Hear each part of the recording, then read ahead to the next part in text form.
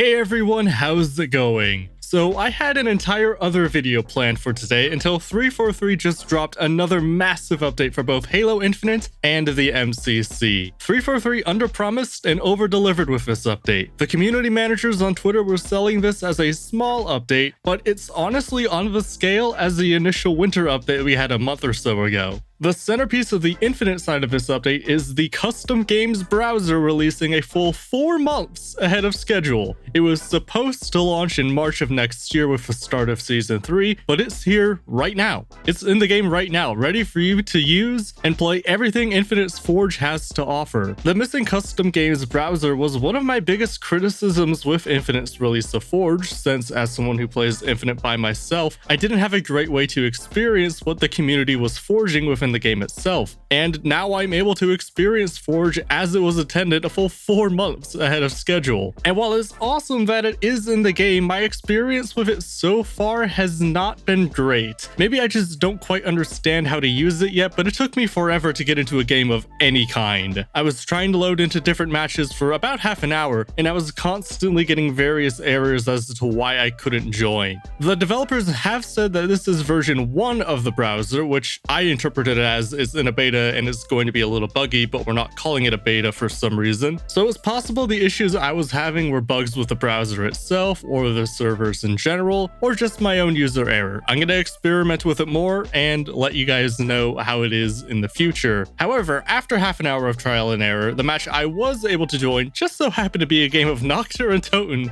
against bots in Halo Infinite. So maybe it was just fate.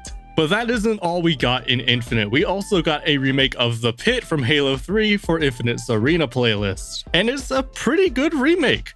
We're still woefully behind on new maps in Infinite, but it's a great new addition in and of itself. On top of that, all of the armor cores in Infinite were unlocked for everyone for free, and all of the cadet coatings were also unlocked for everyone for free. The armor system still needs a lot of work to be the best in the series, but at least for right now, if you didn't play early on in the game's life cycle, you're no longer limited in your armor choices. And we don't have to pay $20 for the color blue anymore. Hooray! We also got a number of fixes to the networking that 343 hopes will improve consistency with melee attacks, reduce instances of desync, and fix an issue where your gun would essentially fire blanks after reloading. They also fixed an issue where if 2 players without shields meleeed each other, and only one of them had an energy sword, what used to happen was the sword player would get the kill and survive with a sliver of health. Now, both players will trade kills if that happens. I always thought that was an issue with melee consistency, but with the way 343 phrased things, it seems like it was something else entirely causing that issue. There were also various improvements to mouse and keyboard controls, including enabling the red reticle when you aim at an enemy player. I don't play on mouse and keyboard myself, but it's a complaint I've seen for a while now, and I'm happy those who play on keyboard have a better experience. But like I said, the centerpiece of this update is the custom games browser, and the fact 343 was able to get it out so far ahead of schedule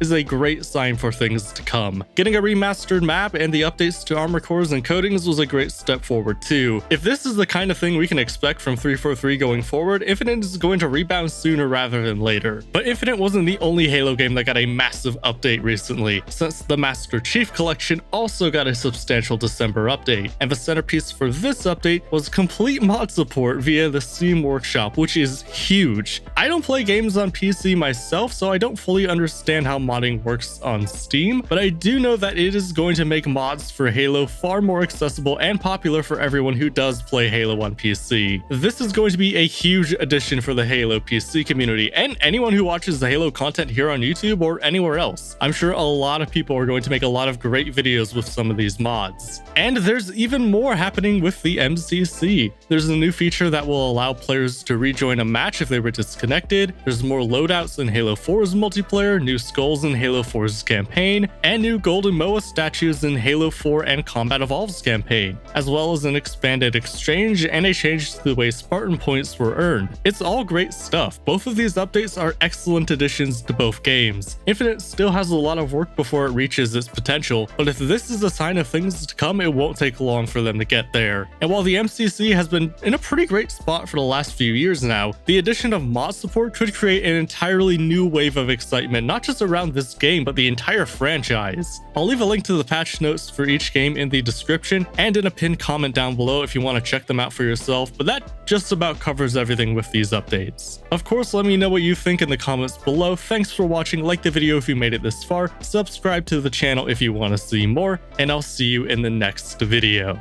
Take care.